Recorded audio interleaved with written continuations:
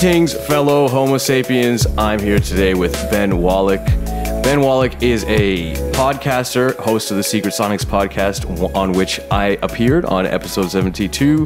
He is a audio professional, music producer, a musician, and a father. Ben Wallick, welcome to the program. Hey, thanks so much, Arnab. It's a pleasure to be here. Thanks for inviting me. Thanks for showing up. Sorry for the weird technical difficulties in the beginning. And happy belated Passover. Passover, you just had Passover there in Jerusalem, no? Yeah, we just finished Passover on Saturday, and so now we're kind of entering this. It's actually a period of time called Sfirat HaOmer, which is I don't even know what this holiday is called in English. It's called Shavuot in Hebrew, which is 49 days after the second day of Passover. So you kind of count every single day leading up to. It's something with a P, and I'm just blanking on it, like Pentecost or something. I'm not sure. I need to look it up. Is there like a significance to those 49 days? Yeah, people talk about the significance of those 49 days a lot, actually. And there was actually a plague I'm not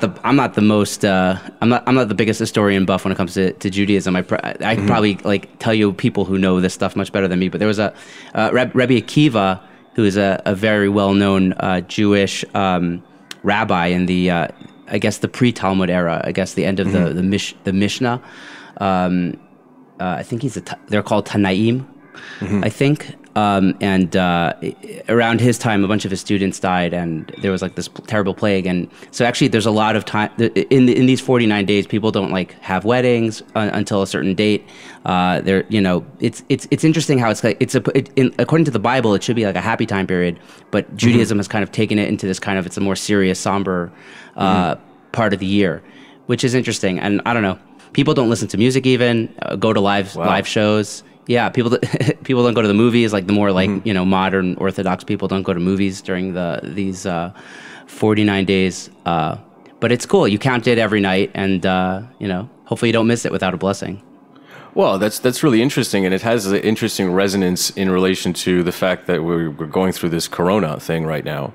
Yeah. So there's that sort of resonance. I mean, we're not going to shows and going to movies anywhere in the world. So that is there any resonance in Israel for you or anybody else? Is there a on the nose kind of hey, there's actually a pandemic going on, and has that been talked about, or are people kind of not? Well, that's actually a really interesting question, because a lot of the ultra-Orthodox here in Israel have kind of flaunted the virus, and people are saying how are you flaunting the virus? We literally don't do weddings, because of a plague that happened 2,000 years ago.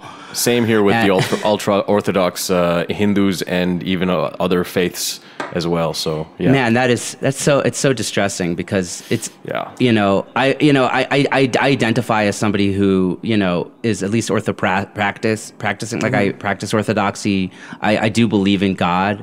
I guess I'm maybe more agnostic about maybe some of the the rules and stuff like that. I do keep them, but I'm not sure. It's difficult. Whatever. Life is complicated, but it's complex. But it's been this weird period of me being I don't really identify with this right now. This is something that is supposedly part of my identity, but I don't identify with this. Oh, dude, I relate really hard to that. I mean, we are going through a very, very similar kind of thing over here, and there is this weird awkwardness, because it's you do identify culturally with something, and not just culturally, but in the case of religion, there is a spiritual component to it, and then you see this kind of thing. And it's weird because the association is there.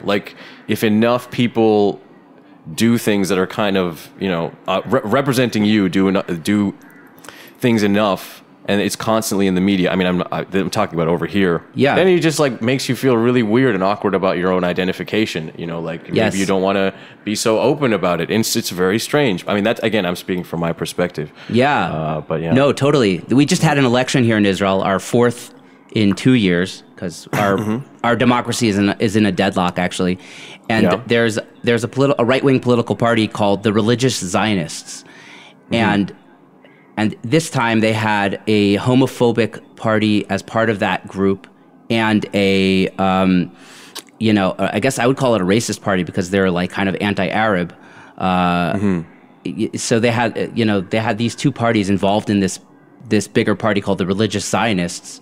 And I'm a religious person, and I'm a Zionist, and it's like, you're like taking my identity and putting things that I abhor as part of it. And it's like, I mean, it's just the title of a political party, but it really upset me. Yeah, I know it's amazing how much resonance there is, and I mean, I would be inclined to talk about it more. It's something I want to talk about more from, in terms of my point of view, what's happening here. But actually, it's like not super safe for me to do it, which is a first since independence in India. So I gotta kind of dance around it when I'm talking about it. Sure, but I feel that. Yeah, it's very strange. But on the other hand, it's made me a bit more thoughtful. Like, I used to post a lot of things on Facebook. I generally things that are articles, things that I think are intelligent, but it sometimes, you post something. I would always read everything completely that I post and whatever. But good on you, man. Now that I have to actually, in many cases, be kind of worried, like, okay, something could happen to me. Ever since this kind of fear atmosphere kind of started to proliferate, I would find for about a period of about a month and a half, 2 months, I would post something, and then like probably 2 minutes later, I would go back and like, I can't post this. I have to delete it. And that's annoying, and it feels like you're kind of being silenced. But the byproduct of that is it has made me it's made me less reactive. So when I do post something, it's more thoughtful. And it's also seems like a good attitude to inculcate just being thoughtful and more reserved about this stuff, because it seems like the way people interact with these ideas and stuff has changed. Like on a platform like Facebook or Twitter or what have you, it seems like it may have been like fucked up 5 years ago, but now it's like fucked up, but in a different way. Like it means something different now when you are a vocal person than it may have meant 5 years ago. So, it's weird. Yeah, the times are definitely changing. It's really strange. Yeah, but I guess, to go back to like the Passover bit, things are actually kind of opening up here in Israel. We had a very successful vaccine drive. I was just going to ask about that. And most people I know have been vaccinated. Kids haven't been vaccinated, obviously, so that's kind of the hindrance of having like total herd immunity. But our number has been going down steadily since a certain amount of people have been vaccinated, and it's kind of bizarre to breathe a breath of fresh air, because it's been such a long, and you're still in it, so I feel bad almost saying it, but like, it's okay. I mean, it's just weird over here, But correct me if I'm wrong. Are you guys at the leading edge of this vaccination thing in the world? Yeah. I believe Israel is the most successful place with regards to just rolling the vaccine out. Yeah. You can almost kind of thank democracy for it, even though our system is kind of at a standstill. The prime minister, who I personally don't like, made it his business to get us vaccinated, and that was going to be his ticket to win another election. So you could kind of almost thank democracy for it. And he, the pitch was like, hey, we're a small country. You can have all of our, the data. It's not personal. It's not like, hey, Ben Wallick got this, vaccine and had this. It's like, these are massive amounts of statistics, that they're giving Pfizer and BioNTech. And so like, we'll give you all the data and we'll test it out and see if it works on an entire country, basically. So Israel was the first country to kind of get like massive amounts of doses out, and it was an extremely efficient thing. And we have this it's kind of a really cool combination of socialized healthcare and private enterprise, because we have 4 public health things. They're called HMOs. I don't remember what it stands for, but they kind of compete for business. Interesting. And they share all the data between the 4 of them. So like, when I go to the doctor, that doctor sees everything I've ever had ever. It's all in the system. Oh wow! So we have this crazy database. It's not like America where you go to one doctor one time, you go to another doctor another time. It's all private. Like it's super. It's socialized, but it also has a little bit of a free market component involved in it, and that really helped Israel administer those drugs. The vaccines really quickly. That's really interesting. So I've lived in 3 different continents, and I've worked in an American health insurance company. But the reason I find what you're saying interesting is, so I mean, I'm more familiar with the American system than I ever thought I would or should be. I grew up in Canada, so we have our sort of incarnation of socialized healthcare, and I lived in the UK, and they have something similar. And I'm here in India, and in India we have what we would call in Canada a two-tier system. So we have a privatized system overlaid on top of a socialized system. And so what that ends up doing is that it means that all of the government hospitals, just the quality of care is just quite bad, and it is for people who are below a certain level, in terms of income or whatever it is, however you want to phrase that. And so you end up with this very big asymmetry where like the private hospitals are pretty efficient, quite good, often of very high standard, and compared to a country like Canada or the UK, also very quick. But then you have all these other hospitals that are just at a much lower quality. So then you get this. You get to see what happens when you put private and public together in that way. What you're describing is something that I've never heard of. It's like a fourth incarnation of how one can maybe manifest. So that I find that interesting. I think if I hadn't worked at that, I would hope that this is not the case, but working at that American health insurance company really helped me to not become a libertarian. Like, I think if I had continued to work, if I'd never worked there, I think maybe I would have come around to like, I don't reject libertarianism, but like being able to critique it or whatever. But I think, working at that health insurance company really made me just see like, the free market often doesn't work in certain situations, at least, at the very least. It's funny. It's funny. Yeah. I also like, I can hear libertarians and I get it. And like part of it resonates with me, even like as an American, you love that idea of freedom and this is up to you. There is something to it. The problem is it can't work for everyone. And it's not all wrong. Yeah. It's not all wrong. Yeah. The problem is that not everybody is, smart enough or has as much, drive to succeed. Like it's not possible for everyone to be at the top of that. At the end of the day, if you're doing that, like, sure, cream will rise to the top, but a lot of people will fall by the wayside.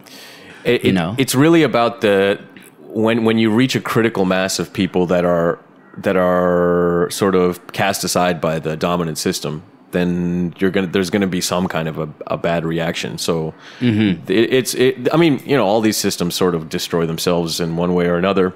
Right. There is no perfect system, right? Yeah.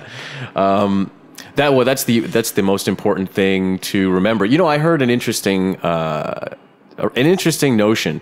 So like in Taoism, the first line of I'm paraphrasing poorly, but the first line of the Tao Te Ching is, the Tao that can be spoken is not the eternal Tao, right? And then in the Abrahamic tradition, you have the like no false idols thing.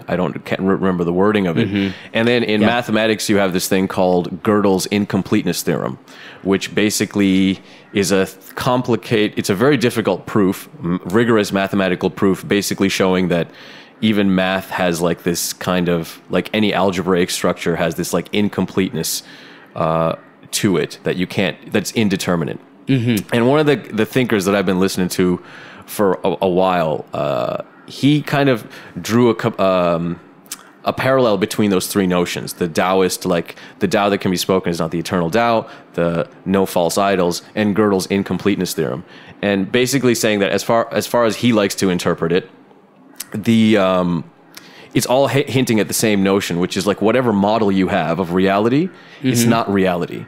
Like you might have a really good model that's quite close to reality, but understand that it's not actually reality. There's like this extra extra thing, and you have to always account for that.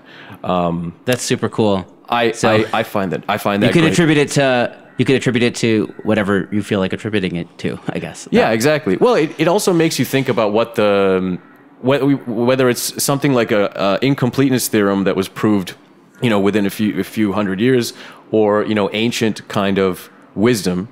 It's interesting to think about what that might have meant. Like, I saw this really interesting thing on Curiosity Stream, I think. It was a short, like, video essay. And basically they were talking about what would happen if, like, let's say we have all of the nuclear waste that's totally toxic, is radioactive, and it's going to destroy the Earth. And we need to, like, put that somewhere safe so that, bury it in the Antarctic or whatever it is. I mean, I'm just making stuff up. But you have to do something like that. Put it in somewhere secure, deep in the Earth, so that, it's not going to do anything. But, like, imagine now, like, that stuff's going to be radioactive for, like, tens and tens of thousands of years, like some ridiculous number. Yeah. What if, like, our civilization collapses, most of our languages collapse, most of our, like, communication methods collapse? How do we, like, kind of how do we make sure that, like, whatever, if there's some Homo sapiens that survive and continue, how do we, through, like, our oral myths and like legends, stories, how do we embed this information such that when they finally stumble upon that thing after they rebuild civilization, that they don't open that thing and everything goes to shit, right? So it's like we can't even count on them speaking the same language that we speak right now. So, like, how would we create our stories and our oral traditions such that, thousands of years down the line, when civilization's rebuilt and the guys are digging around Antarctica and they find this thing, how do we create this structure? What type of signage do you put there to make it so that they don't go in there? and right. There's no way to know. Yeah, but what's interesting to think about in terms of the ancient stories that have been passed down across various traditions is, like, I'm just right now reading a book on my Instagram Live about the Bronze Age collapse, and, like, all civilization in Eurasia, like, pretty much collapsed at that time. And in many places, writing, like, was lost. There are certain scripts that were lost. Language, a lot of literature and stuff was lost. And so, when you think about the oral traditions that sort of came up in that time and that continue to this day, it makes you wonder, like, people that lived through that massive sort of, I don't know what it's like an end of an epoch type of paradigm shift thing. How would they pass that knowledge on to their progeny, right? Like, in the same way, like, if there's a plague, how do you, like, embed this, like, information that, like, this is kind of what you have to do? Like, how much of the, say, regulations around purity and stuff that we have in different cultural traditions, how much of that manifests from actual human beings actually having to deal with a plague at some point? Things like that. Anyway, Yeah. It's so interesting. It is very interesting. Yeah, I have no idea. Yeah. It's just I something interesting. guess humans are all about stories, man. That's how it's been done, and it probably will continue to be done until it's no more. Yeah, it's how we work out what we value and kind of our morality. Sorry, go ahead. Oh, no. I had a question for you, which maybe is something we could talk about, but it sounds like you have a question for me. So whichever you want to give precedence to. No, hit me with the question. It's fun times. We're hanging out. Well, I love that you're reading, and I'm finding that reading is something that's becoming harder and harder for me to get done in this day and age with, like, constant distractions and WhatsApping, Instagram, just being a busy person. Like, I could barely read at this point. I always have room for audio, like I could podcast and stuff like that, because there's always that time where you're doing dishes or driving or whatever it is. The dishes are a big one. Dishes are massive. It's a quality podcasting time. Amen to that, man. Totally. Yeah.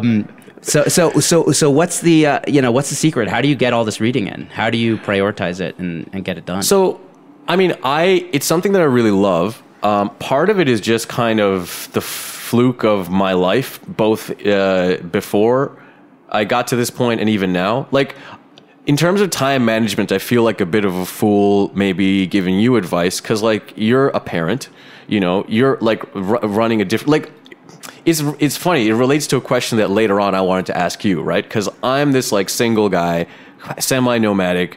My sleep schedule is really weird. If you look at my Insta, clearly I'm awake at weird times. Like, in that sense, I'm a total mess, right? But things I don't do is I really don't watch TV. Like, I don't have a Netflix account.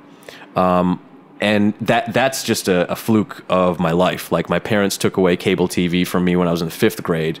And then that got me used to just like, we only had 2 channels, so it just got me used to just watching those 2 channels, and I would practice guitar or whatever. But then like, I think when I moved to Toronto, my ex that I was living with at the time, I moved to Toronto specifically to do music. And that whole first year, I got nothing done when we were living together. And she would just insist that we would sit and watch MTV or like, you know, the music channel. And this is the era when the TV would just be all those really absurd reality shows that were just brainless. Oh, yeah. And I remember those. This was, yeah. Like, I was living with her in Toronto, and that was coming off the, like, 2 years of just traveling around, like, living in Scotland and backpacking through Europe. So there's, like, no TV during that 2 years of my life.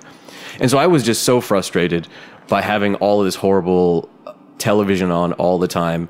And I wasn't even allowed to kind of like sit and noodle on the guitar while these horrendous shows were on. Because she was like, I can't hear what she's saying. It's like, you can't hear what Tila Tequila is saying. Does that matter? Doesn't matter. So you can say that, like, not only do I not watch TV, but I kind of have an aversion to like a lot of programming. Now there is FOMO because, you know, in the intervening years, the whole notion of like a really well produced and sort of series has come about. And in social situations, people are always talking about these shows, and I don't know what's going on. And most of the topics I'm talking about, people are like, okay, that's weird. I'm not learning about that just to talk to you about this or whatever. It's great. So part of it is just like the TV thing is not there. Video games is not there. I'm not a parent, which is important, right? Like, and if I'm telling anybody else about time management, you know, and you happen to have kids, then like maybe you need to disregard a solid chunk of it. Because a bunch of my friends have kids now, and so I understand that that's a different world, and I'm not able to. But I have a abiding interest in just learning about the world. Like, I very much, like, I'm living here in India. It's an ancient, you know, thousands and thousands of years of history, just like where you're based. And like having context for, you know, like, you're from America is a new part of the world. Mm-hmm. Like, something old in America is like 200 years. Same with Canada, right? And now there's older stuff than that. Totally. But that's the context we grow up in. And I've been brought back and forth from India to Canada like my whole life. Like, my mom was super overzealous with that. And I was always exposed to culture and history. We'd always go to museums. There's so much, obviously, like, stuff to see in this country as there is in Israel. And you see it, and certainly if you are being told this from, let's say, the point of view of somebody here who... every nation has their founding myth. So you learn a certain version of what's going on. Later on, you find out that like quite a bit of that is wrong. So you want context for where you are. You want context for what has happened here, which is why I love history. You want context for why is there a conflict and why do these boring factions believe what they believe. So then you start reading about politics and psychology. And so I like all those things are just connected. I studied mathematics, so it's like really interesting to read about science. And so it really just comes from an abiding joy. But another reason why, like, I make time for it also because we stare at screens all the time. I'm getting to an age now where it's like, I got to edit stuff in Pro Tools. You know.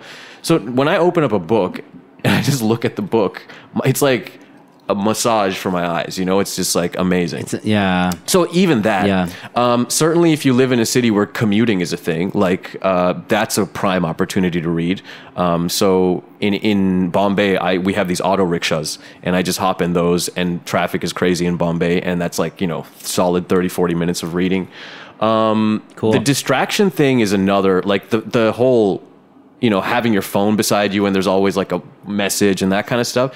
That's difficult. I even struggle with that, but usually I'm so engaged in the book I'm reading that it doesn't happen too much.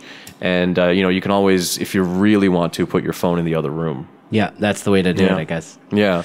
It's about discipline. I think you just need to have discipline these days, because otherwise everyone's like, you know, everyone's vying for your attention these days. So you have to have the discipline to say, this is where I want to put my attention. It's just really hard to battle that. It's really hard. Like, you know, I'm sure you've seen like The Social Dilemma, or you've at least heard of it. And like this stuff is real. They're real addictions. It's very bad.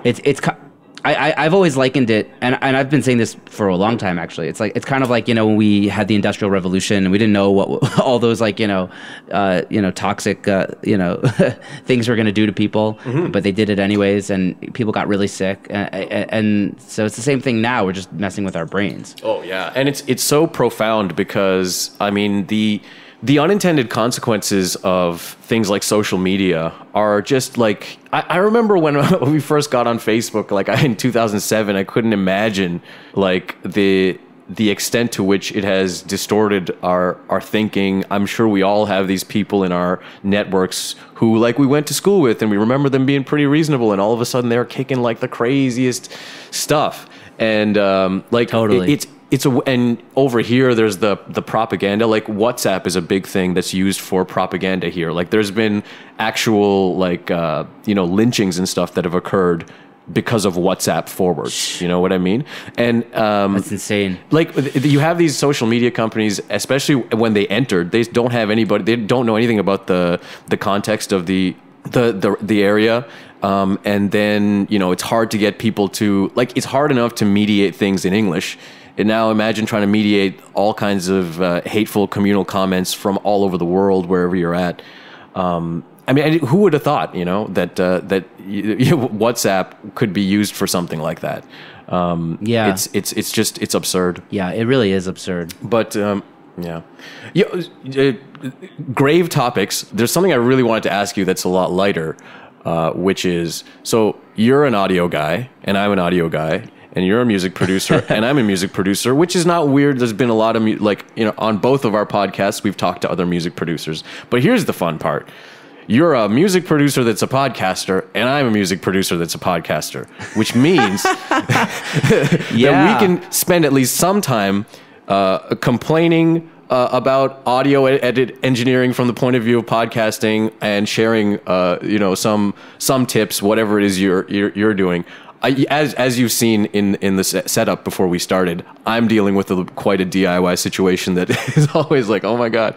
But so in terms of just from an audio engineering point of view, not what you've learned from your guests, but in terms of what you're doing, do you have like a particular process that you feel works for you? Have you learned anything new about mixing or audio engineering just from doing podcasts that you never thought were like, oh man, I didn't even think about this, but Yeah, that's a good question. I don't know if I've learned anything mind-blowing from, editing audio and doing conversations. You just like kind of anything you learn and you get a little bit better over time. You learn where to overdo it and where not to overdo it in terms of like, whether it's EQing or compression and gating, I don't know, basic stuff. Nothing crazy goes into the podcast edit for me. I kind of have like I have a template. I'm very systematized. I knew you were going to say template, and it doesn't surprise me at all that you're systematized. I know. So but it's great. I admire it very much because clearly, as you can see, like, I mean, I'm not like that, or certainly not in this domain. I can be systematized when I have to make a record, when I got to do the thing, but clearly, I'm a bit of a mess. And when I did your podcast and I started following it, and it's like every week, like everything is just right on schedule. And I was just like, man, this guy. My wife will probably tell you that I spend way too much time on this because, I mean, it's a bit of it's obviously a passion project, right? So, it is. You're doing a great job, man. Like, but it's you're doing an awesome job with Secret Sonics. Thanks, man. I appreciate it. Well, no, but it's amazing because it feels like, as a audio community, like you're doing your job in terms of like creating this larger community, right? Globally, it's interesting. Like we're friends now. We have like a chat. It's cool. Totally. And it's also for me. It was really interesting that like, okay, so I'm the first guy I think that it was based in India that you're talking to. Yeah. And now because of that, you spoke to Rohan Ramanna. You know what I mean? And like, just that like. Me being a Canadian, Indo-Canadian, Canadian, however you want to say it. I like that. Canadian. That's cool. Canadian. Trying my best. I very much view myself as a bridge. It's the reason why I get all my stuff mastered by Christian, I mean, I love him and he's awesome, but just creating these connections, especially in the time of the pandemic, but just generally, like, the world is like a big network now. Like the network is more complex, and it's great that we can have these connections, across these distances, in these sort of niche things that we like, right? Yeah. And so this is kind of why my podcast is just general, right? Even though I'm a music producer, like you have a music production podcast, and it gives you a very like organized and kind of set thing to talk about. And then I view like my podcast as sort of like an intersection point where it's like, you know, someone might come to listen to something about music production, but then it veers off into another topic, or maybe like the next episode, there's like a journalist or something. And yeah, I think that's really cool.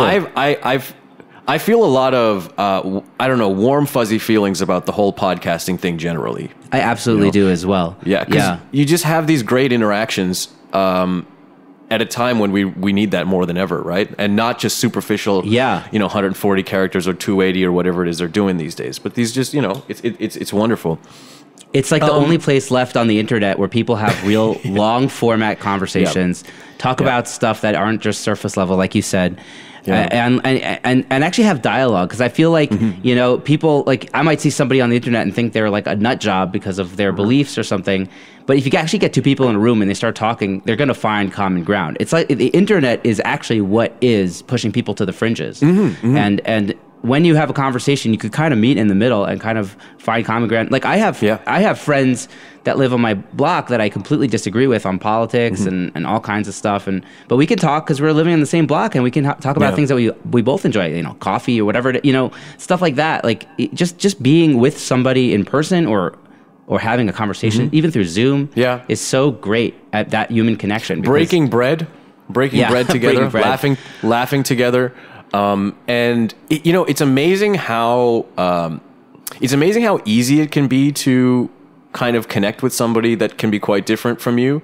And it's also amazing how resistant people are to that notion. Like if you it's not hard to think of what, you know, whatever kind of ideological persuasion, there are those people that are like, no, those people, like, we don't interact with them, and we these are our reasons, and here it's just, you know, and all these elaborate things. And you know, you actually, if you're like you and I assume you get people into a room, you talk, you know, it humanizes people that you're used to dehumanizing in many cases. I'm using the royal you, the royal we. And so there's a lot of power in that, and yes, that's one of the joys of doing this. It really is beautiful, and just on like a personal level, like the best part of podcasting has been meeting people. Like I didn't know that going into this. I kind of started podcasting because I was like, I need to put content out. I need people to be aware of me. I need, like, it came from this place of like, I'm in a very small, like, Jerusalem's obviously an important city, but it's a very small town in terms of you know, music scene, and I realized that local work wasn't enough to sustain me. Right. So I kind of came at podcasting from a point of like, I need to find people on the internet who will work with me, and I could support my business and support my family, you know, etc. Yeah. But you know, that really the best part about podcasting has not been that, and I haven't really even seen the fruits of those labors yet. But it's just been meeting people, and I love it, and I'm actually like making real relationships with people, and it's not like, you know, I'm trying to think of what the word is in English, because there's a word in Hebrew that would accurately describe it. It's called, in Hebrew you say zelo stam. It's not you know, happenstance or something. You know, it's like it's real stuff, and sometimes I'm tired even before I start a podcast episode. Like I'll be you know I do it at the end of the day after bedtime, because that's when I could fit it in, and I'm like, I don't know, I'm kind of tired. But I'm always like jazzed when I'm done with a podcast interview. It's always great to like, you know, just it I don't even, you know, they say like extroverted people get like hyped up with interaction. I don't even think I'm totally an extrovert. I'm probably a little bit of both, but I'm always like... too much of a binary in that concept. Yeah. Too much of a binary in the concept of introvert and extrovert. Like, you know, I think most people are a mix, and maybe there's a third thing that, you know, I'm a big fan of whenever there's a binary to be like, maybe there's a third thing. Maybe, you know, like maybe there's like a larger thing that encompasses these two things that makes the distinction invalid or whatever. That's absolutely, I encourage people to think that way, because I'm just surprised how even in 2021 we're still embedded in like, it's got to be, if this is a thing that sucks, then we got to do this thing it looks like the opposite. Like really, like we have so much history. Human behavior doesn't really change very much, even with all of our advancements, you know. Yeah, it's tough. Yeah. So you've done a lot of episodes, so you've been doing this since before Corona. It must be the case if it's once a week. And so like this is probably ridiculous. I'm at episode. You're going to be episode 21, and so you're in the 80s. So you're a good four times higher than where I'm at. So I feel weird asking this, but you know. What you must have learned so much from talking to all these people in terms of audio. Like, does anything stand out? Does anything be like, oh man, like is there, you know, or is it just constant every time is some new? I would say that I get at least one good nugget out of every episode, and I kind of do a little bit of, you know, I'll go back and I'll find like a highlight from every episode that I kind of highlight, you know, and I'll write the highlight down when I'm editing. Like I'll go through the whole episode. When I'm editing it, and I'll be like, oh, that was a really cool point. And I'll write down like a time stamp of when that happened in the edit, and then I'll go back and kind of take that out later and post it as like a little video. And it's usually like 1 to 2 or 3 of those that I'll find in an episode, and I'll like, you know, learn about it again, you know, a second time. They call it I'm always bringing these Jewish things into this episode for some reason, but in Jewish learning, there's a concept called chazara, or chazara if you're American, and it means that you're going over it again. Chazara just means returning. So you're returning to the source material to learn it one more time and get it more ingrained in you. And it's a massive concept in Jewish learning, whether you're doing the Bible or whatever. You know, the holds Talmud. Up. Yeah. And so I'm always doing that on my episodes a little bit, you know? It's a great, I mean, I like, it's funny. You said when you find that a nugget, then you write it down while you're editing. And it's just like, I'm listening to you say this, and it's like, why didn't I think of that? I mean, guys, there's like notes, right? Like I usually have a highlight that I put, I don't do it in the same schedule that you do. I just kind of like put it as part of the post that I make for the podcast. And I started putting, like a minute audio clip. Yeah. That's great.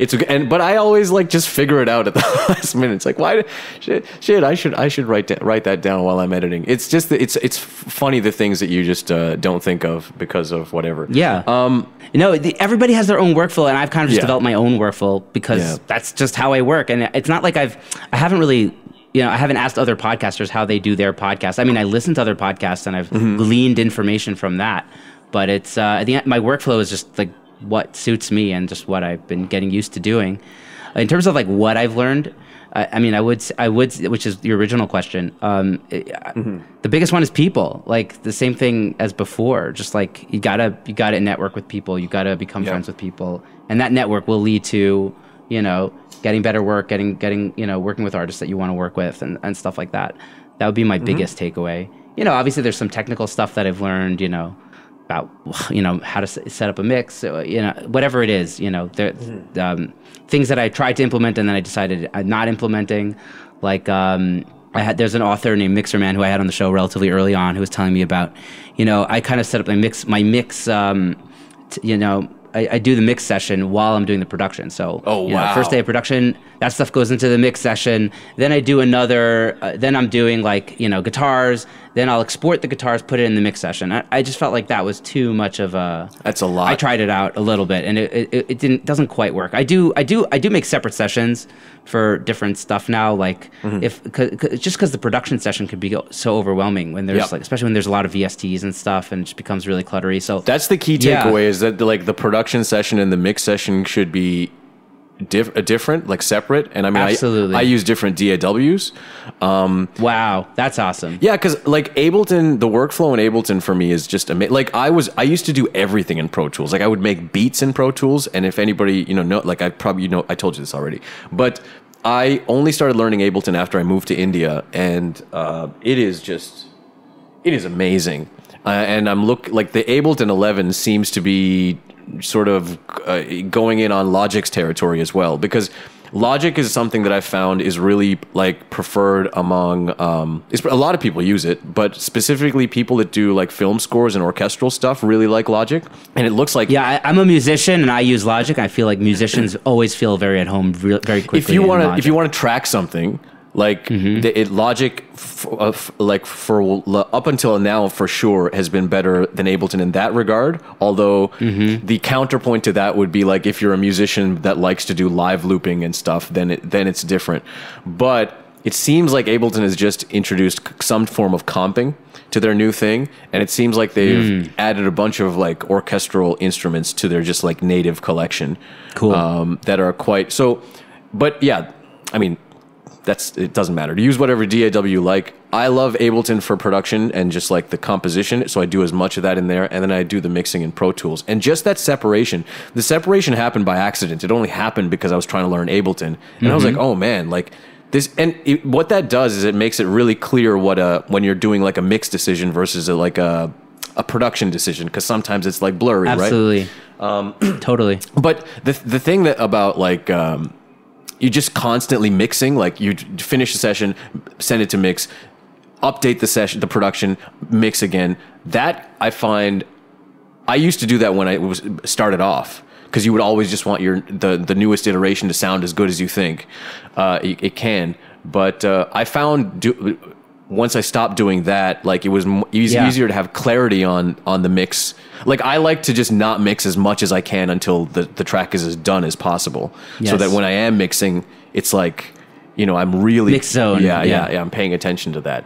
But yeah, it's cool. I totally dig that. Yeah, I actually recently did a mix inside the production because I did not have time. I didn't have time to get into a new session. It was like we were on a deadline. And I did the best, you know, I just had to finish mixing it. And I ended up doing it even on these headphones because it was like, you know, lockdown. I couldn't work during the day so much. Everything was nuts. My son was actually exposed to the virus, and we were actually in quarantine. Oh, no. But my wife and I were vaccinated, and we were not in quarantine.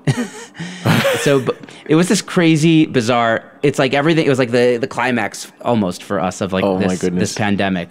But, you know, luckily, thank God my son didn't get it. But, you know, so I'm doing this mix in Logic in the same production session that I, you know, just because I had to get it done at like 2 a.m.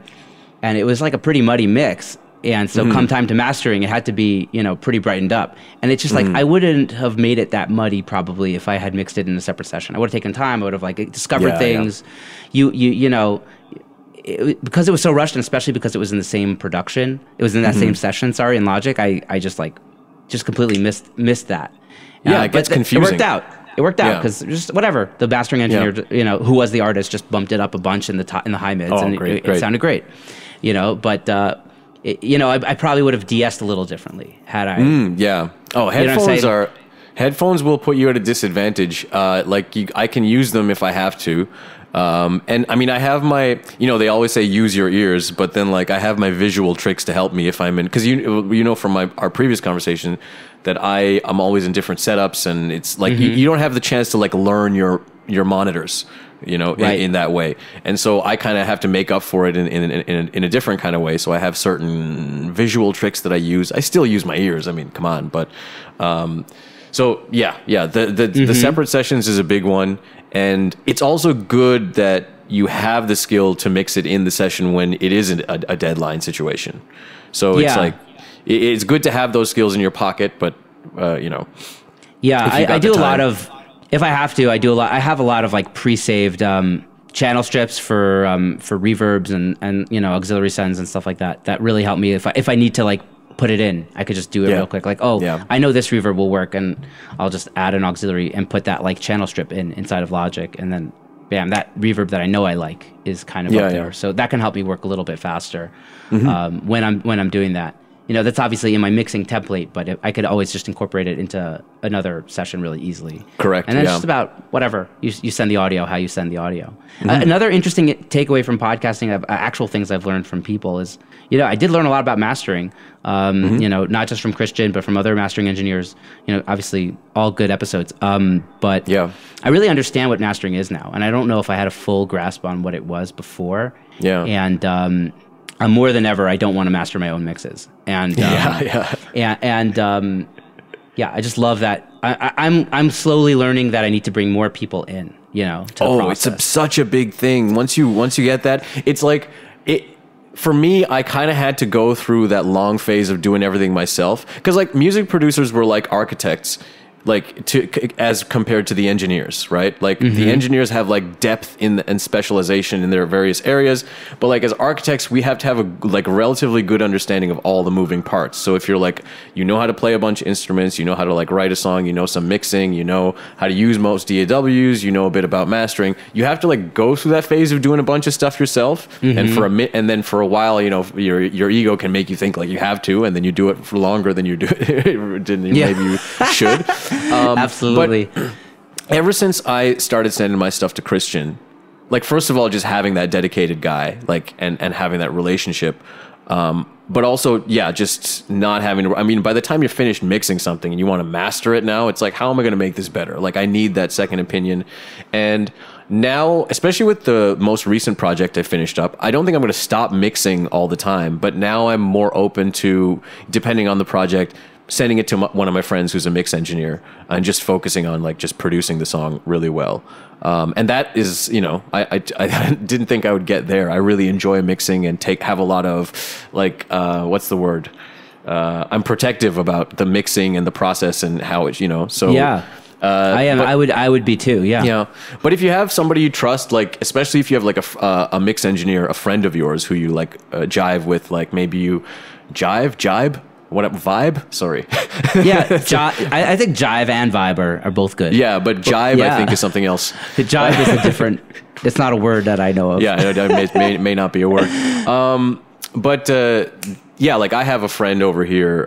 Not here. I'm in Chennai right now. Well, this is the first podcast I'm recording from outside of Bombay, and you know, I'm in a different city, so that's hell yeah. Yay for me, I guess. But in Bombay, I have my friend Jason, and I spend all my time at his house. And we watch mixing tutorials together. He shows me his mixes, I show him my mix. He's watched me produce the last 4 albums that I've done.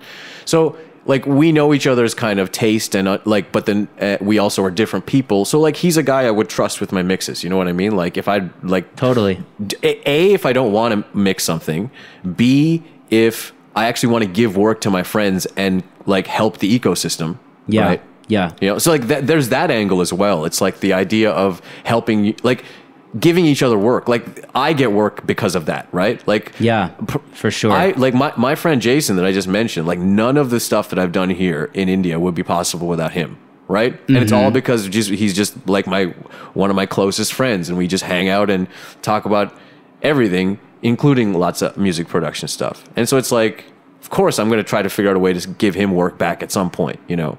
Yeah, absolutely. So yeah. It just at that level. And it doesn't feel transactional when after a certain, like, you know, maybe the first few times when you're working with someone new, it might feel transactional. But in the case of helping your immediate peers in your inner circle, it's like, yeah, I got this project. You might be, oh, you want to help me with this? Like, you know, we can split the, you know, I think we're going to get paid this much. Like, I'm not so good at this particular thing. Let's work together on it. You know? Yeah. That kind of stuff is really great. I love this. Yeah. It's a great, it's so important. Yeah. I have a couple friends here in the local kind of Jerusalem-ish scene that I'm constantly trying to work with. And, you know, we work with each other, whenever we can, you know, send something to the other person, we send it. So it's nice to kind of have those relationships with people that you want to give them work and they give you work sometimes, and it's kind of mutually beneficial, actually. Yeah. I wanted to quickly comment on something you said earlier when you were talking about, you know, maybe you put too much time into this podcast and like all that kind of thing. And you know how you were talking about, like you started off doing it because you needed more content, you wanted to, you know, that kind of thing. But it's a passion thing now, and you really enjoy it. And you know, just repeating what you said, like in a, maybe a poor way, but people can listen, go back and rewind. But the thing that I wanted to say to support that is basically like podcasting. I feel that it's like what I'm doing is like a long game kind of thing. You know, like I've already experienced some benefits from having my podcast in terms of work, but it's still like takes up so much time. I put more effort into editing my podcast than I should. You know, guilty. But I have this sense that the rewards. The immediate reward is just the beauty of having these conversations and meeting people. I mean, like, just imagine we're having a great conversation. We never met each other before, in real life. You reached before you reached out to me, and so just that's amazing and that's beautiful, and we don't need to even reiterate that. But the other benefits in terms of whether you want to talk about career or your own prosperity or for your family, there is. I think there's a long game benefit to this. You know what I mean? Mm-hmm. I've been like telling my wife and other people, like, the next time there's a NAM or something and I can make it there, like, I'm gonna know so many people on the floor. Yeah, that's crazy. Yeah. That's insane. Like, just that in of itself. And then once you have some, I don't know if I would say that, but once you're in real life situations, you're an important nodal point in a network, right? That's what I mean. It's like you are important nodal point because of what you're doing. And you like here's the thing, like, we're both podcasters, but mine's not like an exclusively audio engineering podcast, and I haven't done as many episodes as you, so I can't say that same thing about NAM, right? Right. You know what I mean? That's true. So there's these benefits. Anyway, I apologize for cutting you off. I get excited sometimes. No, you're cool, man. I don't mind. I'm used to being the one that talks less on the podcast. You know what I'm saying? Like, yeah. That's the beauty of being the host. Is like, okay, let me ask the question, and then You're the guest. We got But anyway, what were you saying? I don't even know what I was saying. We were talking. Oh, like next time there's like a NAM or something. Once you meet people and you're in real life situations with them, you're hanging out. Who knows what happens? Like that's kind of like building those opportunities for who knows what. And you don't know, and you don't have to. You don't stress about it. You don't like expect anything. You just. But if you have connections with people and you eventually meet them in real life, who knows what will happen? Absolutely. And it's like going to shows. It's the same thing as like going to shows to see bands, meeting them, chatting with them, being in that scene and like being a face. It's super important. For what we do. I always tell artists, like, every now and then I'll meet a singer that they don't go to any shows. They don't participate in the scene. They'll leave after they're done performing or whatever. And it's like there's it's an ecosystem. Like, there's a scene, and then multiple scenes make up an ecosystem. I'm really into like complexity science and thinking about things as complex systems. And the music scene, the music industry at large is like that. So we should embrace that. Totally. So okay, you are from New York, correct? Yeah, Brooklyn. Mm-hmm. That's just super cool. Have you been? I have. Not for super long, and I would like to go back for a longer period of time. New York is like, growing up in North America, New York was just the city. Like, I moved to Toronto because I'm not an American. I mean, nowadays I'm like happy, and I can understand that comparing those two places is silly. But what I'm getting at is pretty obvious, which is that it's a city that has so much folklore and culture associated with it. And growing up in that part of the world, as we both did, you look to New York for it's just in every show, it's in everything, and even these boroughs have their own character and story. Like, why do I even know what Brooklyn is? Like, it seems like a silly question, but it's just so pervasive. Like, how do I know the general layout of New York, like, as a map? Like, I've spent more time in London, and I can get around London, and I still struggle to kind of put London together. I know that Brixton is like in the south-ish, you know what I mean? But like New York, I know where Manhattan is, I know where Brooklyn is, I know Bronx, Queens, like. It's just such a wow kind of place. And you grew up there. It's like that New Yorker, that famous New Yorker cover, right? The magazine cover where you see New York. Yeah. It's like this massive part of the thing, and then like the rest of America just kind of like pans out into nothing. Yeah. I mean, I don't know if that's so true anymore for the music scene. Like, it does seem like things are more happening in Nashville and LA these days. Yeah. But culturally, you're totally right. Like, New York is amazing. Mm-hmm. And there were things that I probably took for granted growing up. We would go to Broadway shows, like, not often, just like once a year. My parents would take us out to dinner, take us to a Broadway show. Like, that's crazy. That's insane. Yeah. And, just being in high school and being able to get on the subway, go to Manhattan. I saw some weird shows as like a teenager that I shouldn't have been able to see, and just experiencing that kind of. There's an energy in New York, and I've actually heard Michael Brower talk about it. Interestingly enough, he's like a famous mixing engineer. Like, there's an energy, like, you get on the subway in New York, and something happens to your system where you just kind of get pumped up, and it just gives you so much energy. Especially in the summer. New York in the summer, if you're on the subway in New York in the summer, that subway ride will give you so much energy. The winter, it's the opposite effect. People just look depressed. It's crazy. It's very seasonally affected, New York, I think, which is interesting because in Jerusalem, the weather isn't as crazy in terms of how different it is.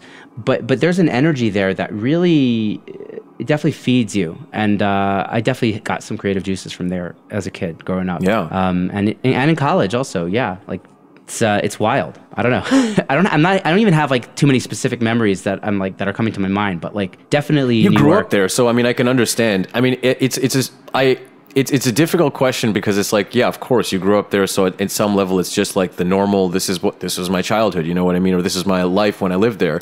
I experienced that when I moved away from Newfoundland for the first time, because St. John's is like the oldest city in North America, or as it claims to be, and it's got that, it doesn't look like the Lower East Side, but in the same way that the Lower East Side is unplanned, I think it's the Lower East Side that's like looks like a European city, because I guess that would have been New Amsterdam. Maybe you're thinking about like Alphabet City. Yeah, it could be. Yeah. Is that the correct geography? It is. I think that is technically Lower East Side. My sister actually lives in Lower East Side, and she would be the person to ask. So I'll have to ask her. Let's get her on the call.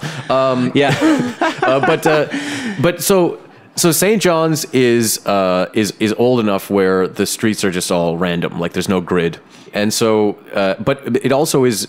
It's a very unique place. It's a place where, obviously not comparable to New York. It's a completely different type of unique place. But it has this street called George Street, my hometown. And it's apparently it's in the Guinness Book of World Records, is like the street with the most bars and nightclubs per square meter in the world, or something like that. And so, you know, we in the summertime they'd block off both sides of the road, and you just pay, like for certain festivals, and you just pay to get in on the road, and then everything on the street is just one bar. Like you can just freely go in and out of the bars, and it's just you buy a drink in one, and you're just, you know. And the only thing on the street, it's amazing. The only thing on the street that's not a bar or a nightclub is this massive stage, like in the middle of the street. And so during the festivals, bands would come and play. It's where the White Stripes famously played their one-note concert. And cool. So like it's a really interesting place. It's the type of place where, you know, if you're traveling in Europe and you come upon these towns like maybe Newcastle, or like, you know, a place like Ibiza that has like a certain party reputation, you know, it wasn't until I moved away from Newfoundland that I realized, St. John's particularly, that's like, I come from this like really unique place that like other people from around the world, when they discover it, it's just like mind blowing for them. But it was just normal for me. And it was only when I came back was I able to see it through that lens. Yeah. And another weird one was when I was traveling around and people would ask you just like basic stats about where you're from, and you just don't know them. Like what's the population of where you live? And it's like, I don't. No, actually, that's, you know, that kind of thing. Right. There's also, pre-Wikipedia, you know, growing up there. Yeah. So you're growing up in New York. When did you make the decision to move to Israel? And then when did you in relation to when you made the decision, how long did it take you to shift over there? Yeah. That's a really good question. And, you know, again, we're going to go back to the religious upbringing thing again. I'm very interested to hear about it. But so I'm, you know, from like a modern Orthodox background in New York, where, you know, we, keep traditions, we keep like the rules. It's called halakha.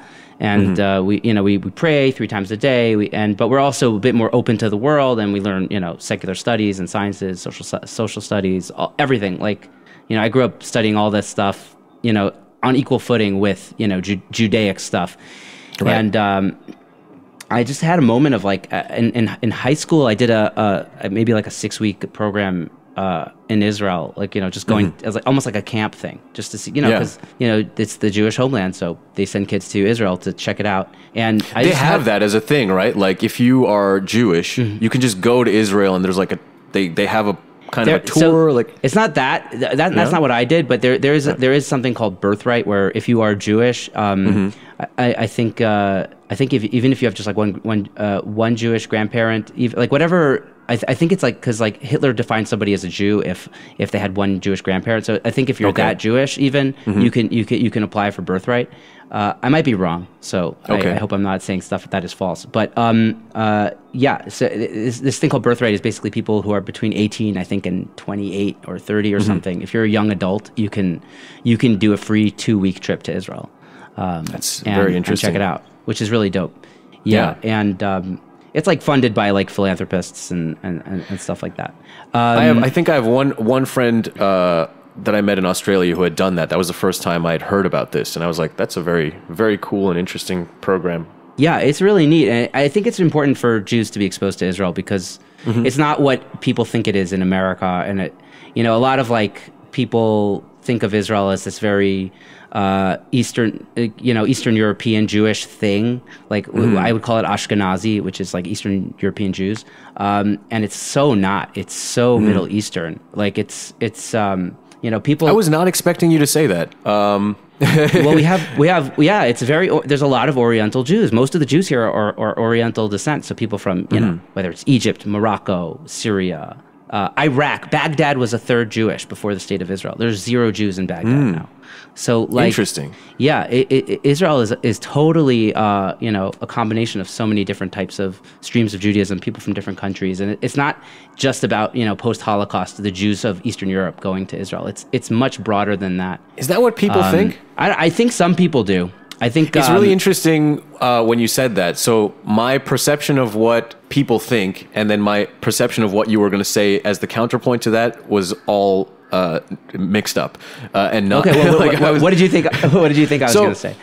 In terms of the perceptions, I thought that the perceptions would be that the people think it's very Middle Eastern, and everything that I've seen in terms of like, there's this one channel, a YouTube channel that just comes up in my feed, and so what I noticed in these clips is that whenever he's in like Israel, it just looks super modern. So to me, the perception would be that people think it's Middle Eastern, but actually, if you come here, it's like futuristic. It is a little bit of both. It is. We are ahead of the times in some things, and we're behind the times in other things. Like we are a startup nation. There's tons of startups here, and that's stuff that I'm not even necessarily an expert in. I mean, definitely not an expert in, but there, there's a whole like, scene of my brother and his wife live in Israel, and they're both working at startups, and it's just like a whole part of the economy here.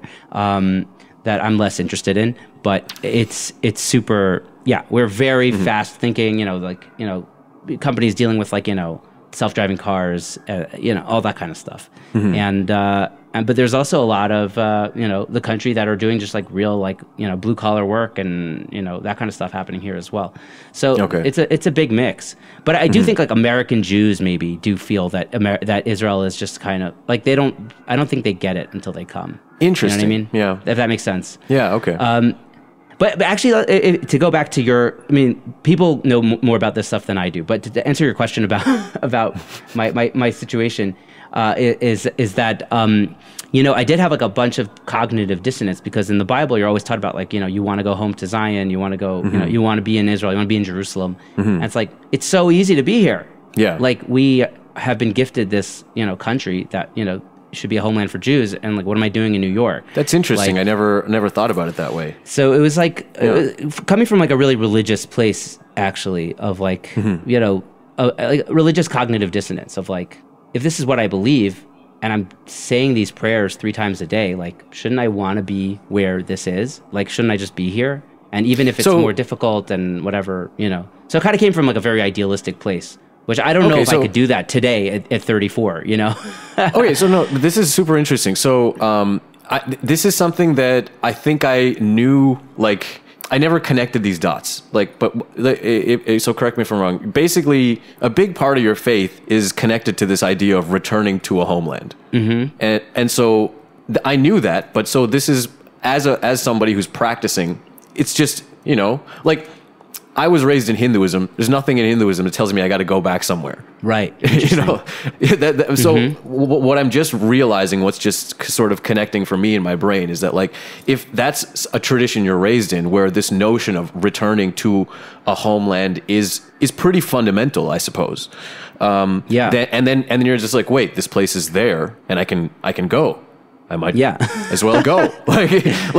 I'm just making that connection now, and that's really interesting.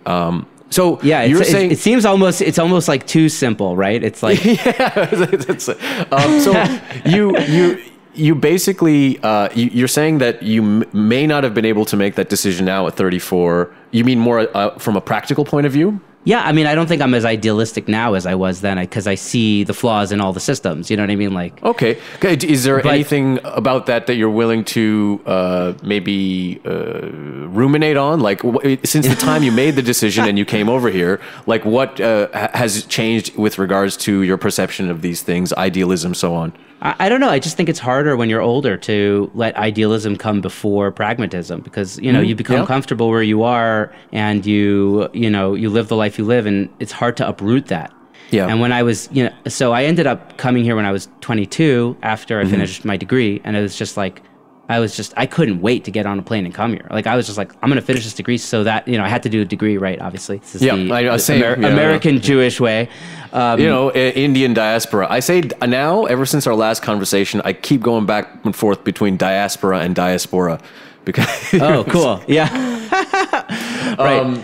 I think they're both correct, but yeah. Yeah, I believe I've heard both, but now it's just like... so the thing with Canadian English is that we can never decide whether we want to pronounce certain things American or British. Like, so sometimes I do a lot of voiceovers, and I'll get the word schedule, and I started off reading it as schedule. And... Because in Canada, a lot of us say schedule, then I was like, you need. I got a voice note from the American client. It's like, and schedule should be pronounced schedule. Like, all right, thanks for the pointer. Oh, that's great. So okay, I just wanted to ask you, what did you study? What did you do your degree in? Your obligatory degree? Yeah, I studied psychology. Oh, cool. Which, in liberal arts college, I ended up graduating from Queens College. And in Queens, New York, and so obviously you're studying other things as well. We did some, literature, and I took a course even in women's studies, and I did all kinds of stuff. But yeah, mostly psychology, and a lot of it was like statistics and like that kind of statistics of psychology studies, and I don't even think about this stuff anymore. Like, it's like completely off my radar. I do think like you have to be a bit of a psychologist to be a producer, because you really do need to work with people. And I think that is something that I do bring to the table. It's like being a good people person. The therapist angle also.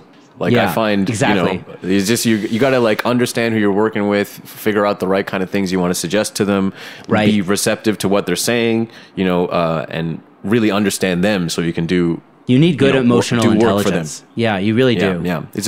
There are these skills, not side skills. They're actually pretty main part of the work that people don't realize, right? Like the logistical, organizational, project management. Being a open and empathetic person. Yeah. Absolutely. So you just finished your degree in psychology, and you can't wait to get on a plane to come to Israel. Yeah. Yeah. And so I came here, and yeah, it's like after I came here, I remember feeling like, okay, now what? Like, I just accomplished this big goal in my life. I don't know what I'm going to do next. I didn't plan for after this, actually. Right. Actually, exactly. Well, I was super young, super naive. And, but you know what? I'm happy I did it, because, I don't know if I would have done it, if I had stayed another few years in the States, you know what I mean? Like, who knows? Because life gets complicated, and, it does. When I was 22, just out of college, there was nothing holding me back. There was no strings attached. There was nothing. It's just like, okay, let's do this. And, take some time. I think the first year was kind of like really bizarre. And I think you were telling me in your, when I spoke to you on my podcast about like, settling into India was kind of a bizarre transition, and you didn't really always know what you were doing. Right. I feel like. I mean, I still don't know if I feel like I know what I'm doing. And it's not always in relation to being in India. For settling in India, it was... I mean, as you know from when I was on your podcast, the circumstances that brought me over here were pretty outlandish. Right. But I got like really lucky. I won't repeat too much. I got really lucky with the people I met. So I had been coming here like my whole life. Like, you know, and we wouldn't just come for like a couple of weeks. We would come for like 2 months. In my, up until the 3rd grade, like my mom didn't care if I missed like the first month of school, you know? So, you cool. know, like she's like, it doesn't matter. This is, well, Western schools aren't very good anyway. You know, like, so I was pretty used to India, you know. Anyway, I'm rambling. Yeah. When you got to Jerusalem, what was the adjustment like for you? Yeah, I don't know. It's an interesting adjustment. I think it took me a while to kind of find my people. Mm-hmm. I mean, I had people, I had friends. Like what I kind of left out was that I did seminary. Like I studied Torah, like, you know, Judaism, for about 1.5 years in between high school and college. Mm-hmm. And so that was kind of that was actually the moment when I really decided I'm doing this. It was after the whole cognitive dissonance moment and all that stuff. Like I finally felt like I had a home here, when I actually had, you know, made friends. And because I had a whole transition period going from like an American seminary, transferring into an Israeli seminary, meeting actual Israelis, you know, a lot of them of Anglo descent, which made it easier for us to kind of connect and stuff. And that kind of gave me, you know, people here on the ground when I did actually move here. And it's interesting because there you know, there's a whole thing with the army in Israel. So people get drafted. So actually, when I moved here, a lot of my friends were in the army. Okay. And I was waiting around to get drafted. Oh. So I actually had to do 6 months of service. That's a requirement, no? Yeah. I think if I had done it today at 22, I wouldn't have had to do it. It's really bizarre time to go, because everyone goes into the army here at 18 or 19. So it's kind of weird. Okay. Even though 22 is still very young, you know, like it's just a little bit of a different time in your life. I'm like post-college. I went into the army with like, you know, whatever. I was like serving with like really young people. Yeah. And I'm like, I already have a degree and stuff. But I ended up not even going into the army until I was 23. Like, it waited over a year till they finally let me in. I was like, I just want to get this over with. Let's do this. Like, I don't want to be in the army, but I knew I had to do it. So I was like, I'm going to get this over with, and then I can move on with my life. And this is, I mean, I could talk about this stuff for. I don't think this is as relevant, but when I finally did get out of the army, that's when things started moving for me, because that's when I started a wedding band with a few of my friends.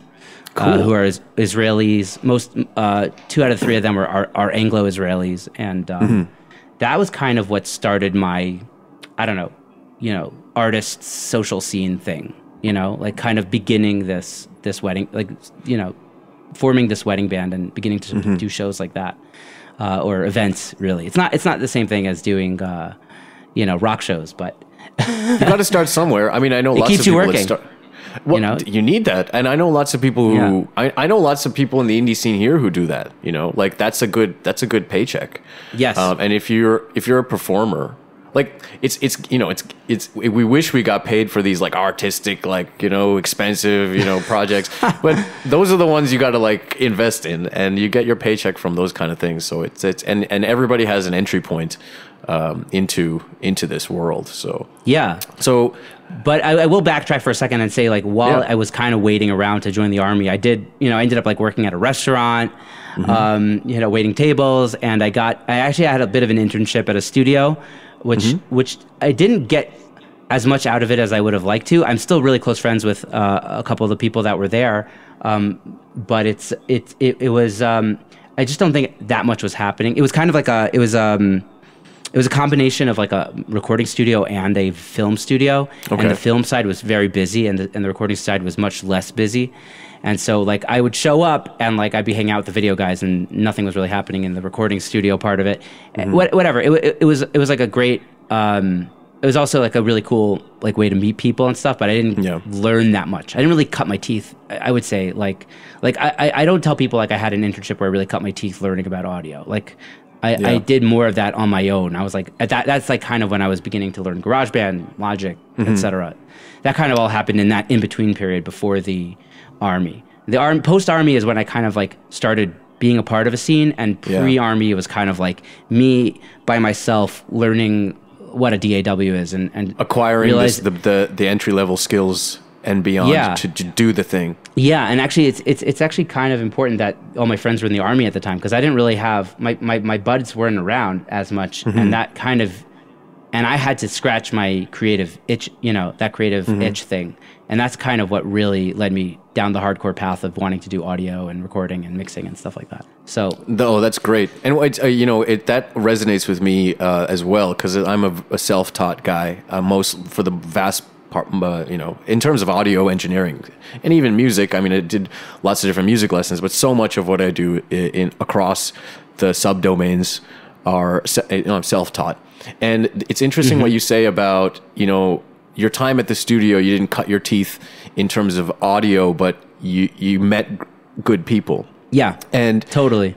This is kind of whenever someone asks me whether they should go to like because now music production programs exist, but when someone asks me about whether they should go to Point Blank or Berkeley or whatever, I say do it if you want to, but understand that the main thing that you're going to get from that is the networking and the connections aspect of it. Like if you go there and decide to like not engage in that, then afterwards you will regret it.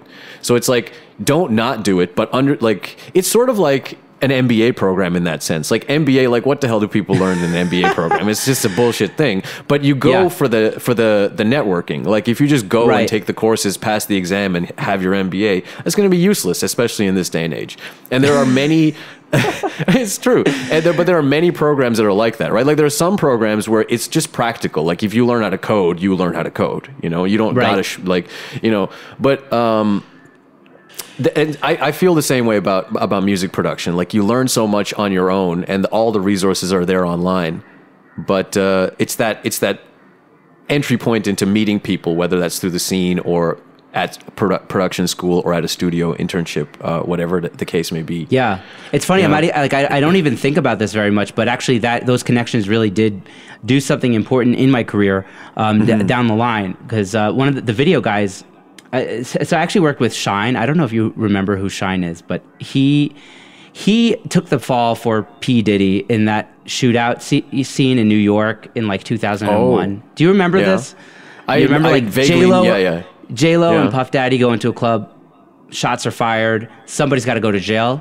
Yeah. So it was Shine who, he had a big record out around 2000 or so, and he was in jail for like 10 years, and he came out, decided he was Jewish, moved to Israel, was living in Jerusalem, and I actually worked with him for a few months, and that happened directly because of those guys, actually the video guys from that studio thing, because he called me out of the blue. I didn't even know who he was. I wasn't even available. I was like, I'm sorry, man, I can't work tonight.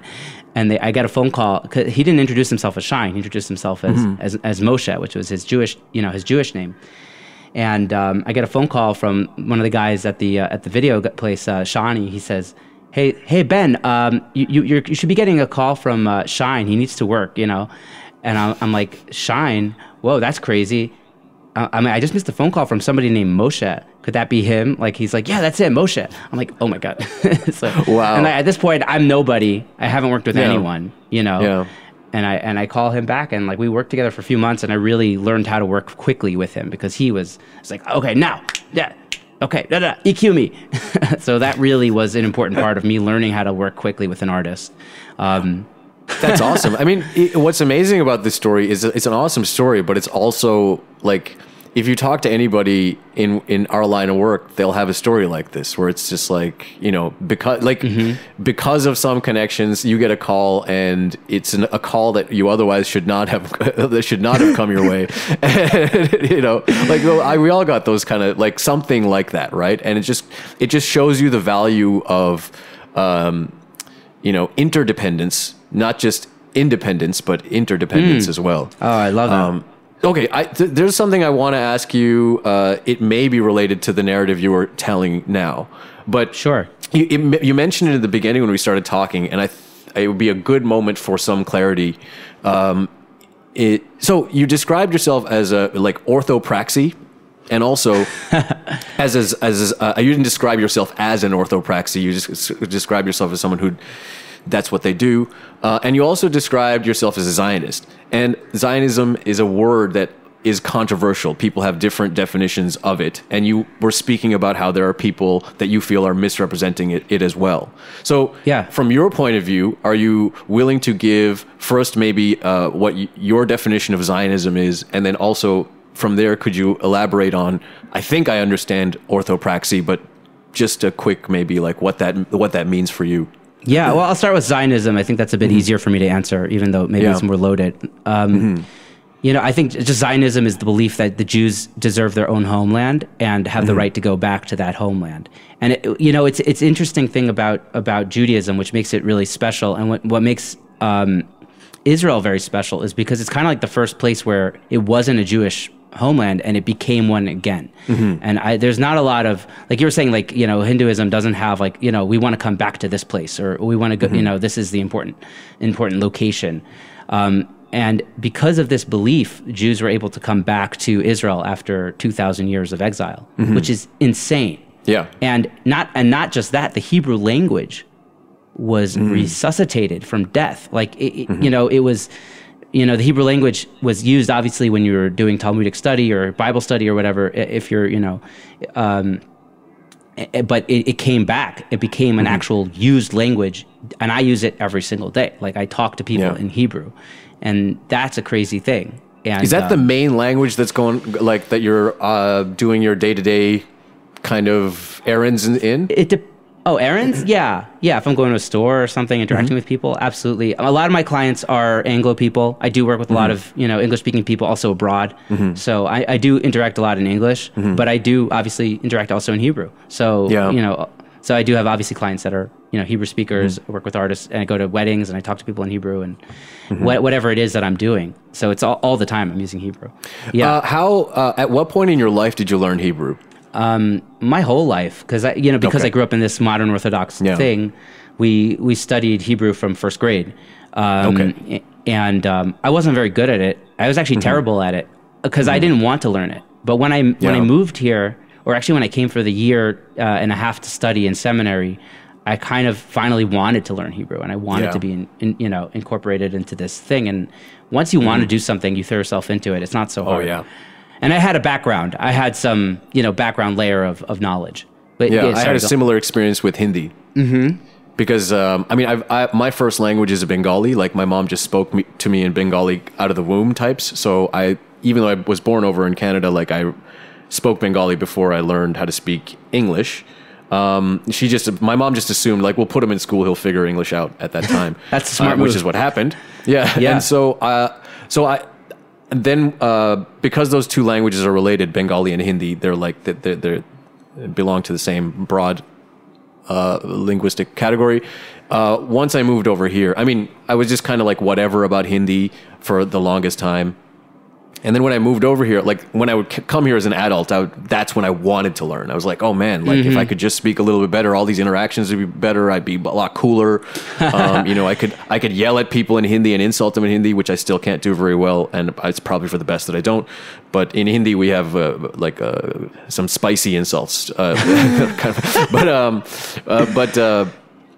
Yeah. And then once you have that desire that, like, okay, now I want to learn. The same with French. They tried to teach us French in school because we're Canadian, and it just doesn't work. Sure. Like, none of us gave a shit. But now my wife is Canadian, and she's like, I don't remember anything. You know, it took 10 years of it. Yeah, they don't do a great job of teaching it to us, and also they don't make us interested in it in a way. And it seems sketchy to say that you could make kids interested in learning another language, but I feel like there's probably a way, and it just makes you smarter.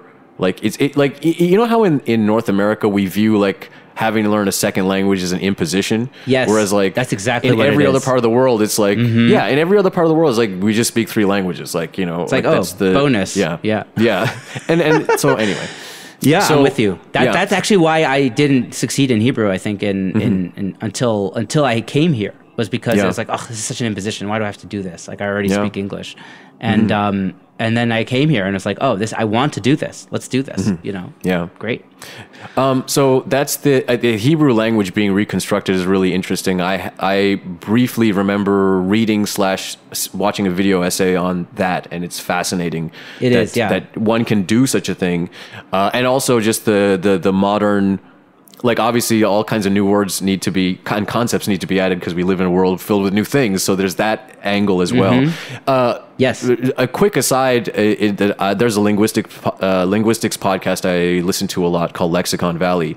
And there's around two episodes he does on like Jewish languages that sort of emerge in other places. And so like obviously like, I believe Yiddish is like a Jewish German language, and then like Ladino is like a Jewish kind of Spanish language, and he has some cool episodes on those topics. So super cool. Yeah I'll send you a link. So you just finished talking about Zionism. I think I understand what you mean by your definition of that. How does the orthopraxy manifest? Like what does that mean? What did that mean growing up, and what does that mean for you now, and what has changed? Well, I'm kind of just learning where I am at, and it's just so like millennial now is like, how do I define myself? Yeah. I don't define myself, Yeah. But I grew up. I guess I would define myself as modern Orthodox growing up. I believe in that. I believe in learning about other things, not just religious texts, and being part of the world, and interacting with other people, not just other Orthodox Jews. That was really important. I had cousins that weren't Orthodox, so I was always like, in dealing with people that weren't in the same bubble as I was, and that was important. Orthodoxy is like you believe in the Torah and in the Bible, the Jewish Bible, and the rules that you have to abide by that were. They don't really teach it to you like this, but like, the rabbis, rabbinic Judaism is what we're practicing. It's not actually what the Bible says. Like, it's just, Okay. there were people that decided to take the Bible literally in every single aspect. And those people don't really exist anymore. But, rabbinic Judaism, how the rabbis, we talk about the oral law, right? The law that was passed down through generations, kind of like we were talking about at the beginning. It's called the oral law. Like the Talmud, the starting from the Mishnah is like the oral law. That's like, these are how the rabbis interpreted the Bible and used it, and even though it's maybe less literal, it's just how the tradition has evolved. You know what I mean? That's a beautiful tradition. Yeah. It's a constant sort of analysis of the texts. of the texts, and there's an openness to kind of like, how does this work in our current time, in our contemporary circumstances? Yeah. That's a good read, and that's probably more of how like a conservative Jew would read it. I think Orthodox Judaism is more on the reactionary side of things. Like, we don't want to change, and like ultra Orthodox is like, we don't want things to change ever. And like a modern Orthodox person would be like, we need to adapt to the times, but we have to find a way to fit it in with like the way the text has been interpreted and the laws have been decided, and so that stuff is a bit confusing for me because I do come from this Orthodox background, but like I do believe in change, and I do believe that the world could be a better place, and some things bother me. Like I have gay friends, and I don't want them to feel like they don't have a place in my religion. Like they should have the same place I do. Yeah, and and like, so some people are crazy about that stuff, and other people try to be more open, and it's most modern Orthodox people are more open to these things now, especially because things have changed, and especially in the last 10 years, about that topic specifically. Right. But it's I just see things, and I'm still a bit Western, right? Like, so I still have those like these things make sense to me, are important to me, and so modern Orthodoxy is grappling constantly with, what the text says and what the reality on the ground is, and, being a good person in today's day and age, which is obviously a hard thing to define. Yep. And so I don't know, like sometimes the rules like don't mesh with what I actually feel is right.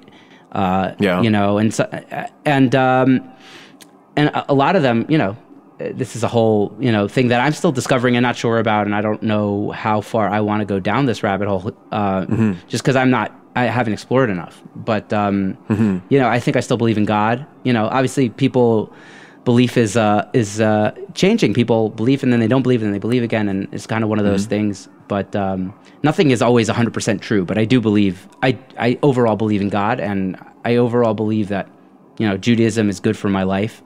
I don't know if I believe in that all of the things are helpful for me or helpful for other people, or and I'm just kind of in cahoots about it, so it's in, you know, I don't know. I was probably a lot more hardcore about, you know, keeping the laws and stuff when I was younger, you know, and my sister will tell you I was a bit of a dick after, you know, when I was like 19, you know. But you know, interesting. You see that the world is not, you know, this is kind of like my issue with fundamentalism. Is like you see that the world is complex, and you can't hold on to one set of belief, you know, and like look at everything through that lens all the time. Otherwise, things don't move. Things don't, you know, like it's otherwise your life is very difficult and terrible. Like you need to be flexible. I guess I'm being abstract, you know, but it's okay. It's okay. I think you understand what I'm saying. I get you, man. Well, I was bringing it back to the model of reality is not equivalent to reality, right? Like there's always, our whole subjective experience is maybe a degree of separation removed. The framework that we use is going to be one degree of separation removed from what reality really is. So we always have to have that, you know, willingness to expand and update our model, you know? Yeah. And that doesn't mean we throw out everything from our old model. Right. You know, there's always that's true. That's a really cool point. Yeah. Yeah. There's always a dissonance, not a dissonance. There's in the worst times when things are going horrible with humanity, there's a dissonance and an antagonism between the desire to change and the desire to hold on to what we've worked for. But then when things are going well, then those two things are dancing with each other. Right? That's what it is. Mm-hmm. That's what I think. Interesting. Anyway. Yeah. Yeah. It's the same conflict. That's interesting. I had a rabbi at the seminary I was studying at who said, like, I remember this vividly, and like, you know, I had a friend who was kind of, you know, leaving the path of orthodoxy at the time, and it was resonating with me. Was like, you know, you're always going to have questions. Nobody has all the answers all the time, but you can't always discard everything just because you don't have all the answers. You gotta, you know. And he was basically saying it's okay to question belief in God, or it's okay to question, you know, a certain aspect of the religion, but it doesn't mean you say, oh, I can't, you know, mend these two contradicting things. Like, I guess it's all over. You know, you keep it because this is, you know, you've worked so hard to get to this place, and or it's such an important part of who you are. Yeah. Like, why cast it aside? Like you were saying, you know, just keep an open mind. You know. Yeah. Yeah. Absolutely. Well, that was an important moment for me. Yeah, well, the dissonances don't just exist outside; they exist within us. Even at the level of our own lives, it's difficult to know what to change about yourself and what to keep the same about yourself. That's a dissonance that would presumably last until the end of your life, right? It's within us as well. Like, obviously, you have to be willing to change. But obviously, you shouldn't discard who you are. Those two, all the best advice contradicts all the other best advice. Yeah, is what I found. And then ultimately, it just comes down to discernment. So you got out of the army, and you're like, is that when the wedding band happened? It was after the army. Yeah, it was post army. Right? Yeah, I was actually still in the army when we started. I was like doing rehearsals. Okay. I was like getting out of the army every day. So I'd be in the army from like 6 a.m. until like 5 p.m. and then or maybe even like 7 p.m. Like and like 2 hours were spent on buses going to an army base. And then I'd get home, get picked up, go to do a rehearsal with the band, get back home at like midnight, 1 a.m. or something, fall asleep and start all over again. It was like this crazy little 2-month part of my life where I wasn't sleeping at all. But it was important. It was like a formative part of that, and I was younger then, so I could deal with less sleep. You know? I'm dealing with less sleep these days still, but it definitely takes a much harder toll on the whole system. Body. So from there, how like you can weave these two things together, but there's like your journey in this whole process to get to where you're at now, and then there's just the general scene in Jerusalem of which I have no concept or preconceived anything. So how can you tell us about one or both or either of those things? Yeah,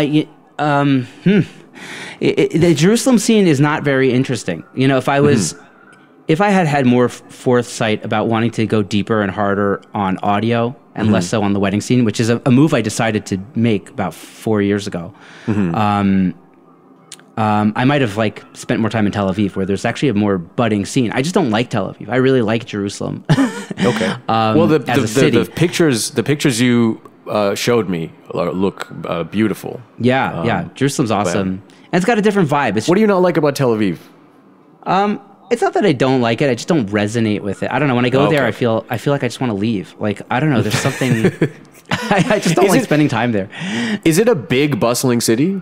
Yeah, it's pretty bustling. You know, it's more bustling than Jerusalem, and bustling doesn't bother me. It's just there's something about. I don't even think I could define it for you. It's just a vibe. Okay. It's like something about it feels a little, you know, fa. Like we're like the intellectual elite of the country. I don't know.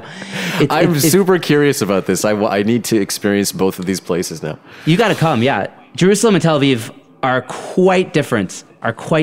Based on what I know about the history and the significance of those two places, like they would be quite different. Yes. Just based on what you know, because obviously the historical cultural resonance of Jerusalem is it's several orders of magnitude higher than I would imagine Tel Aviv. Mm-hmm. But actually, young artists are actually more in Tel Aviv than they are in Jerusalem. You know what I mean? Like, yeah. That would be what my guess would be for sure. So. You're saying in relation to Tel Aviv, like it might have been a better decision for you to go there if audio was like your only focus and it didn't give you a weird vibe. Yeah, you know, there was a moment where I was debating if I would go to like audio school. Like I thought about going to this like this place called BPM. I don't even know what it's like. An audio school, like whatever, just like just to get like a little degree, and it was in Tel Aviv. But that was also when the band was starting up, and I was so invested in that, in the band at that point, and they were also my friends. So it was just like I chose Jerusalem, and I chose the band, and I chose doing weddings over going to Tel Aviv and doing this at the time. And maybe it was the wrong move on a career, like. Whatever. Our lives are long, hopefully, and hopefully, it's just a footnote. But maybe they're not. I don't know. I don't think it's a wrong move of that magnitude. We got lots of definitely. Yeah. We're still doing it. I ended up going the more like I'm playing weddings at night, and I'm kind of like doing freelance audio, my own little studio in the day kind of thing. And then at a certain point, the weddings, really it funded my life for a long time. But at a certain point, and I'm grateful for it, and it was awesome, and I'm still playing weddings sometimes with this band. It's like it's been a long journey with also those friends and stuff. But at a certain point, I realized like I don't really want to be playing weddings my whole life. I do want to be recording and mixing, and basically like for me, like the studio felt like a better thing that I could do long term. I love playing music. I love playing bass. But I just don't want to be a bass player at a wedding when I'm in my 40s. You know what I mean? Like, whatever you want to say. I don't know. Whatever it is. When I was in my 20s, I probably said, I don't want to be doing this in my 30s. Whatever. It's a moving target. Yeah, well, but the gig gives you something as that like how much you're going to get. Yes. You kind of understand the frequency of it. I mean, that's like how voiceovers are like for me, like the voiceovers are the consistent thing, and it gives me a bit more freedom with the other types of projects that I get to do. And I mean, for me, like I said, the voiceovers are so separate from music, so it doesn't occupy that mental real estate for when I want to work on music production. Do you find the wedding band thing does or doesn't? Is it separate enough from your music production that you can, compartmentalize? Mentally, I could totally compartmentalize it, and that's actually really nice. And that's only because I stepped away from managing that band. Oh, great. And I'm no longer involved in the business side. I just show up, I play a gig, great. It's fun, I get to see friends, and I get to play music. It's really great. What is hard about playing weddings is it just really knocks me out of my schedule because it's at night, get home really late. And just for me, that kind of knocks out my next day a lot. And so kind of like trying to stay on top of all the audio stuff that I'm doing, it does take, at this point, it's taking like a physical toll just because it just messes with my circadian rhythm. But because I did take that move 4 years ago and saying, I'm no longer managing this band, that was really, I couldn't really succeed in either because I was so hung up on the studio and so hung up on the band that I didn't really do either to my fullest. And when I stepped back, I did really put myself in the studio at the time, to say like, this is what I'm going for, And the truth is I still could use a little bit of side gig money and like something that's consistent that is helping pay the bills. We all can, brother. And at this point I'm thinking I'd rather produce a podcast or something that I can do with my audio skills, but I don't necessarily. It doesn't necessarily need to. I'm not sure. I'm actually still. The pandemic is only opening up now, and I'm going to have to kind of wait and see how things feel. But I'm interested in potentially producing a podcast for, a company or, a news site or something. That's a big one. I was just going to say that, right? Like, even after I started doing this, I realized that, like, even though my main podcast is a passion project that I put more time into than I should from a purely financial point of view, like this skill, especially since we have the audio skills, it's not like we're recording it off of a phone, the laptop, whatever audio. We can make really good quality sounding, quote product in this new-ish medium that is kind of exploding. Yes, and so absolutely.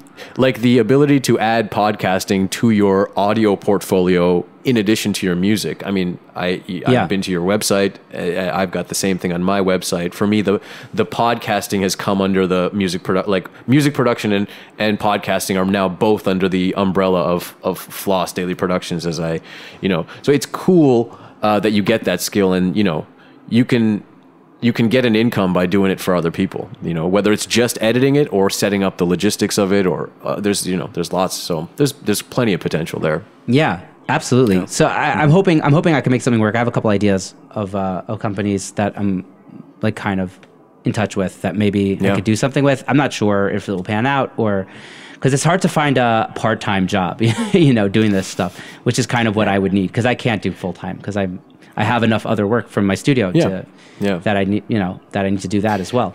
And we'll see. If I play a couple more weddings, I'm going to get a vibe of like, do I still want to be doing this? Do I not want to be doing this? It could be I'll miss playing bass, and I kind of need a little bit of that. And playing bass is still a big part of my life. We're already going so long. Like there's too many things to talk about, but playing bass is a big part of who I am and what I've done. So who knows if that'll be hard for me to kind of like let go of. I don't know. I think you'll figure it out. These are just thoughts. Yeah, these are just thoughts at this point. It's good to have thoughts. Better to think through things, but I think there's lots of potential in all of those areas.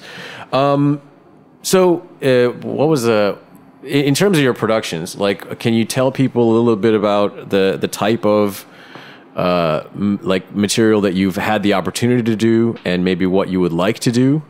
Oh, it's such a good question. Yeah. So I've mostly been working with singer-songwriters because I've kind of been in the home studio kind of setup. It's like a small room, and that's kind of what I'm limited to in terms of space. It's just so singer-songwriters come with a song.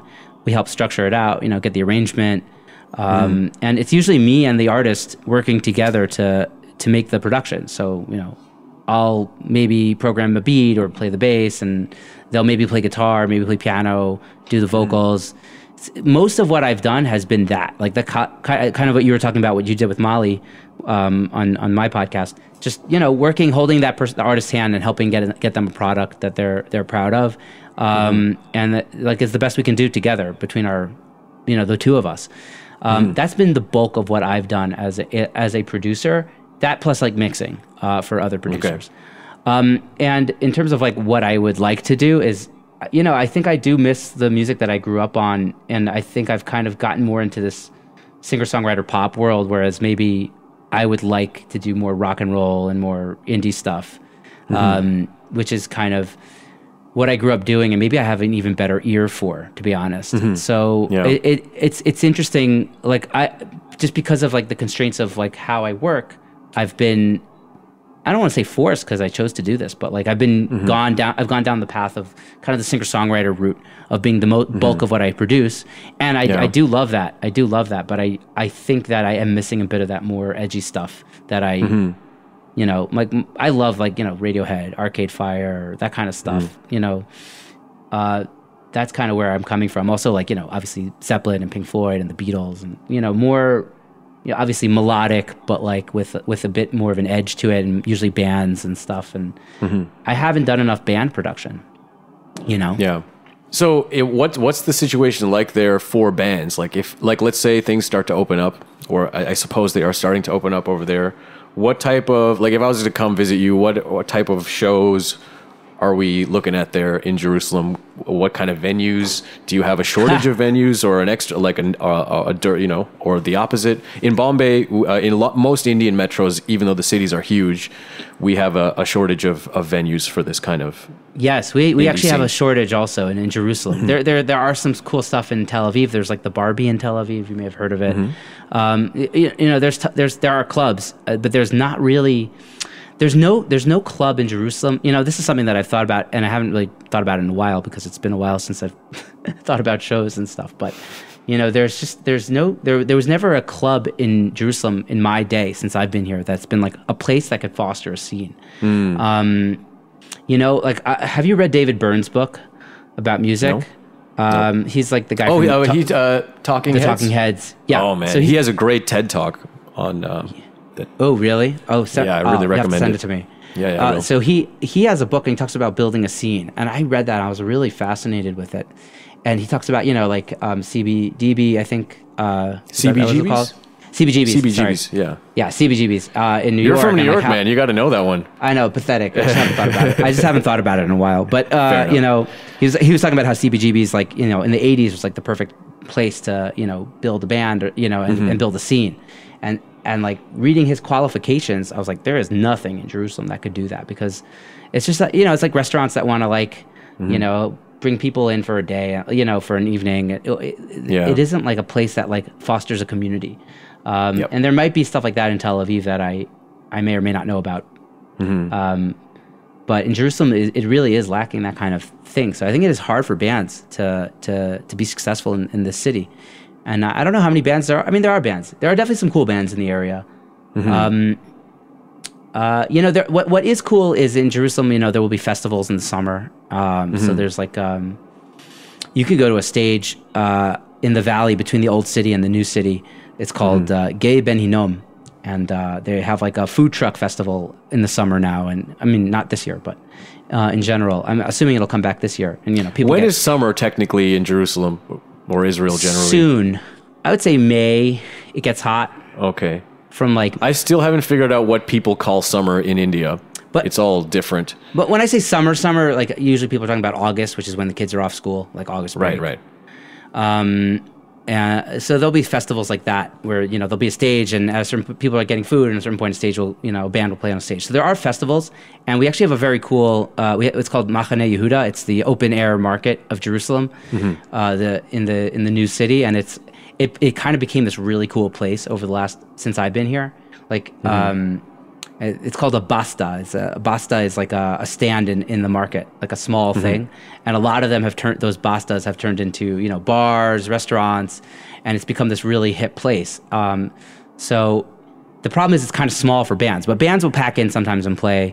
Often DJs will go and DJ there and stuff. So there are cool spots, but it's not like a scene building kind of thing, It sounds familiar to what I've experienced over here. And like in North America, we have such a specific type of ambiance with regard, in the Anglo-West, generally, even Europe, there's a certain ambiance to like rock venues, certain clubs where DJs would play.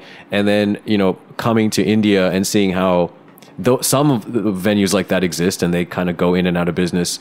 But then like, because of the dearth, I believe dearth is the correct word, or lack of the number of venues, you have all these other types of scenarios where like indie artists will play. Like the festival thing that you described to me sounds very similar to this thing we have called the Lil Flea, which is just a private sort of thing that happens multiple times a year, and it's just this massive flea market, and that has become a really important kind of like one of the things they advertise is the acts that will be playing, aside from the and then certainly what you said about restaurants and stuff, like it was really weird to go to like a rock show and there'd just be like tables everywhere and waiters and waitresses, kind of like very strange for us North American types.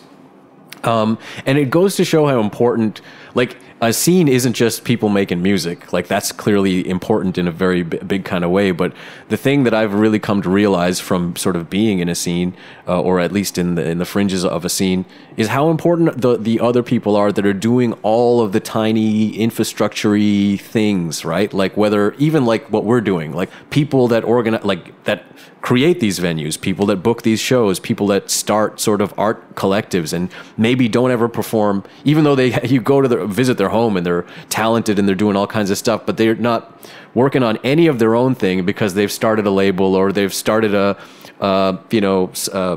booking company or to make the guts of the scene work. And you realize how there's so much other stuff in the back end, front end that needs to be in place. And then the scene needs infrastructure, basically, is what you're saying. Infrastructure, and these certain people that are sort of like gems to those of us that are into the content creation aspect of it, those of us that fancy ourselves artists and producers in one sense or another, we can often take for granted these people that are just like dedicated to like I am going to make sure that we get 5 artists from the scene, and we're going to book a show, and we're going to have a showcase, and we're going to do this, and we're going to have visual artists come in, and we're going to make a special recording that goes like all of these little bits and pieces that happen, and they're just dedicated. They're not doing any of their own creative work, which way they may really have or they may not, but they're doing this work.